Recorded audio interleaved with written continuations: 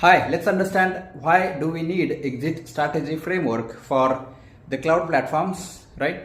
There are three key pillars which are completely relying and built on top of exit strategy framework, and those are part of it, right? And we need to execute that when we are building a exit strategy, right?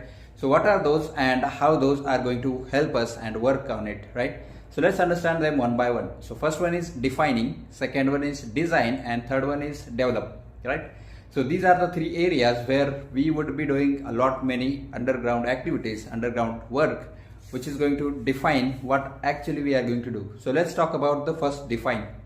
So defining is something where we have to understand the different workloads, criticality of them, along with how those are going to be utilized for the businesses, right?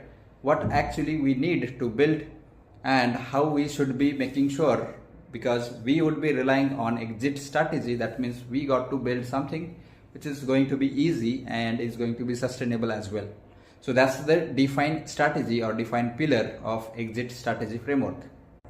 Along with it's a business drivers, why actually we are moving from one platform to another or wanted to go with hybrid scenario or the multi-cloud scenario as well, right? So that's what, and that's going to be a defined strategy or defined pillar of exit strategy framework. The second one is design, where we would be working on building architectures along with its capabilities, what is going to be built, what is needed, what is not needed, along with different capabilities or different services which are going to rely, including networking, databases across the cloud services, how those are reliable, along with the scalability and network security compliance. Those are also the key areas where we got to work on and build that and design that architecture solutions for that matter, right? Because instead of relying on one cloud, we are building a hybrid transformation or the multi-cloud solution, which is going to be completely flexible and is going to work as business requirements. The main part of this is going to be a dependencies, right? Because instead of relying on one platform, we would not depend on one platform. Instead, we would be building a resilient solution, and which is going to work across the platforms or platforms across the multi-cloud, right? So that's how the design phase is going to be built.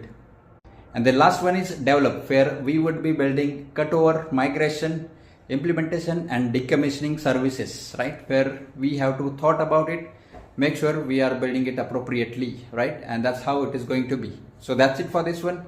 Thanks for watching and bye for now.